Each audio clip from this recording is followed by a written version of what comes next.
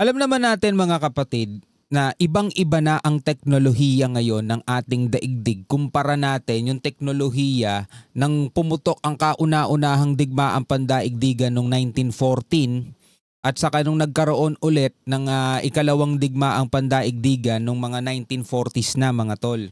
Ibang-iba yung teknolohiya natin ngayon. Diba? Sobrang layo mga tol. Ngayon, kapag nagkaroon ng ikatlong labanang pandaigdigan, baka ito na rin siguro yung maging talagang sisira sa ating daigdig. Alam na rin siguro yan mga tol ng mga mayayamang bansa, ng mga mayayamang tao. Kaya tignan nyo naman, todo ang ginagawa nilang paggastos para gumawa ng mga bunker. Diba? Talagang lahat ata ng kayamanan nila mga tol doon na nakatago para if ever na pumutok man itong ganitong klaseng labanan, nakahanda sila at makakaligtas sila. Tayo, bahala na tayo mga kapatid. Pero hindi naman natin gusto mangyari ang mga bagay na to. Alam naman nating ito'y nakasaad na sa banal na kasulatan na magkakaroon ng mga digmaan, mga alingaungan ng digmaan, di ba? Magkakaroon ng mga kagutuman, mga lindol, which is etong nakaraan lang mga tol, napakalakas ng lindol na tumama rito sa Russia. Diba? Ngayon naman pumuputok ang bulkan sa kanila, grabe, diba? Makatapos mga tol, ang tila ba pagpapahiwatig ng Russia kay Donald Trump, kay US President Donald Trump ng isang nuclear attack. Salita pa lang yun mga tol ni Medvedev, nung dating president ng Russia. Aba, ibang klase itong si Trump mga tol. Hindi basta-basta sumasagot lang. Kumikilos agad. Kaya sabi rito mga tol sa panonoorin natin, Trump's real nuclear retaliation after Russia's nuke threat. Subs on move. Sabi nga ganon ni Trump mga kapatid, nakaposisyon na daw sila, nakahanda na sila in case if ever na totohanin ng Russia yung kanilang banta. Ayon nga rito sa report mga tol, sabi rito, US President Donald Trump has announced that he has ordered the deployment of 2 nuclear submarines in response to what he called highly provocative remarks made by senior Russian official Dmitry Medvedev o yung dating Russian president.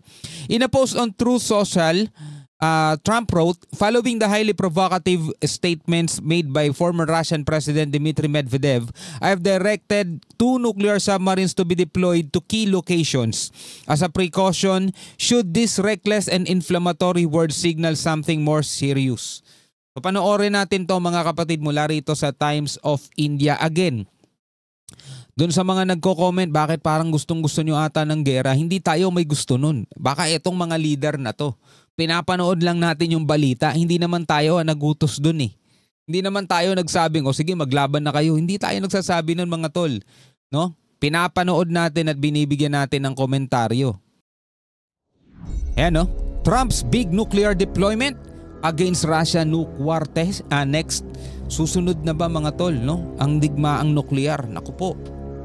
Sabi nga gano'n ni Einstein pagkatapos ng World War III, kung magkakaroon man ng ika-4 pa, hampasan na lang tayo ng patpat. Mukhang babalik tayo sa cave time niyan. After Russia's nuclear bomb threat to US, Trump reacts. Huge nuclear escalation between Russia and US amid Ukraine war. Kasi nga ang gusto mangyari ni Trump, tapusin na ni Putin o tapusin na ng Russia yung gera dito sa pagitan ng Ukraine at Russia. Nagbigay na si Trump ng 10 hanggang 12 araw na palugit o ultimatum dito kay Putin, which is parang binabaliwala ng Russia. US President Donald Trump sends nuclear submarines near Russia in big escalation. Naka-ready na. Trump's nuclear move just hours after ex-Russian president issued a nuke threat. Sabi niya, siguro sabi ni Trump, no, kung ikaw hanggang salita ka lang, ako may kilos ako. Ayaw magpatalo no? Medvedev is a top ally of President Putin and deputy chairman of Russian Security Council. Ito si Medvedev, yan no?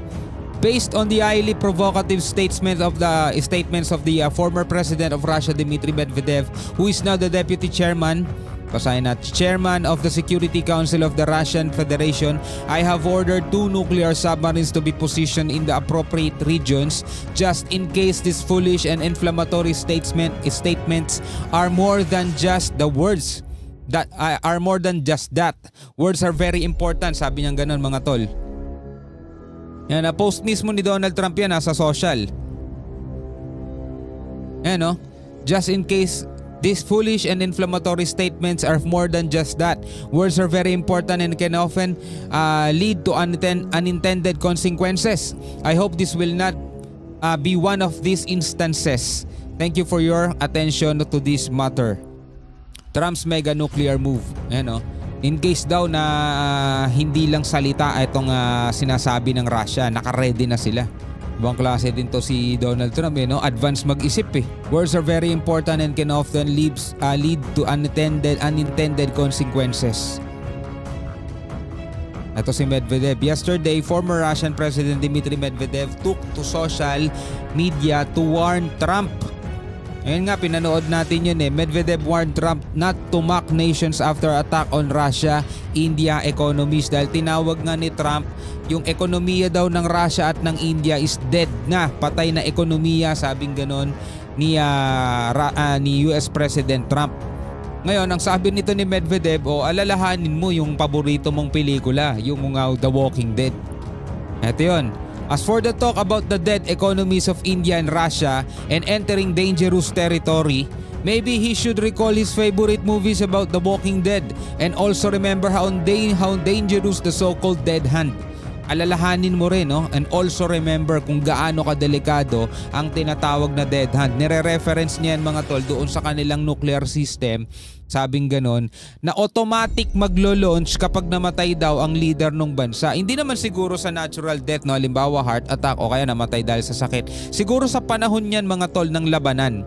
Sa panahon ng gera, kapag halimbawa napuntirya ng kalaban yung kanilang leader at napasabog nga yung kinaroroonan ng leader, etong dead hand na to is automatic maglo-launch daw. So tuloy-tuloy na yon mga tol. Ito yon, he referenced the legendary Cold War nuclear system known as the Dead Hand. Kumbaga parang ito yung babala ni Medvedev. Kaya sineryoso ni Trump yung babalang yan mga tol.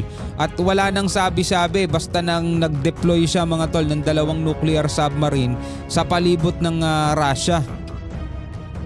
The Dead Hand is an automated system that can launch nukes if leaders die. 1 kilometer ang lawak, tapos it was built to ensure retaliation even if Moscow's command was destroyed. Alam naman natin mga tol, Russia ang may pinakamaraming nuclear warhead sa buong mundo.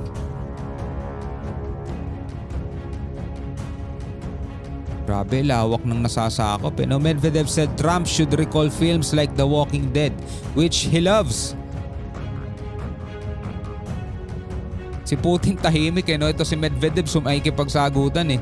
He implied that the Trump calls dead may still be dangerously alive. Tinatawag niyang patay na, baka buhay pa rin hanggang ngayon. Earlier, the US President called Medvedev a failed president. Saktan si Medvedev dun sa sinabi ni Trump.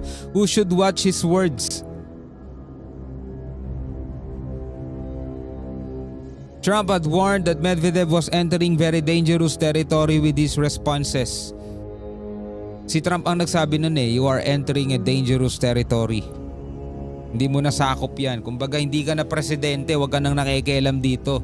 Teritoryo na to ng mga leader, kami nag-uusap dito, wag ka nang sumagot, wag ka nang sumali. Sabing ganun siguro ni Trump. Ngayon nag-reply pa ulit si Medvedev at yun nga yung about doon nga sa dead hand. At doon nga sa reply na gano'n ni Medvedev, nag-advance na agad mag-isip si Trump at nag-deploy na agad siya mga tol ng kanyang 2 nuclear submarine. Sabi nga doon sa ibang balita mga tol, nakahanda na kami. Kung sakasakali mga kapatid natotohanin daw ng Russia itong bantang to ng nuclear attack, naka-ready na sila. Yung 2 nuclear submarine mga tol, kaya rin siguro mag-launch ng nuclear weapon no? Ako po. Huwag naman sana, pero eto yung mga talagang sabi nga ganun sa Bible, huwag kang mabahala sapagkat ang mga bagay na ganyan ay kailangan mangyari, pero hindi pa yan ang wakas, pero panimula ng kahirapan. Ako po. Anyway, anong masasabi ninyo dito mga tol? Comment na lamang kayo sa ibaba. Hanggang sa muli, ako nga pala si Shovel D. Peace out.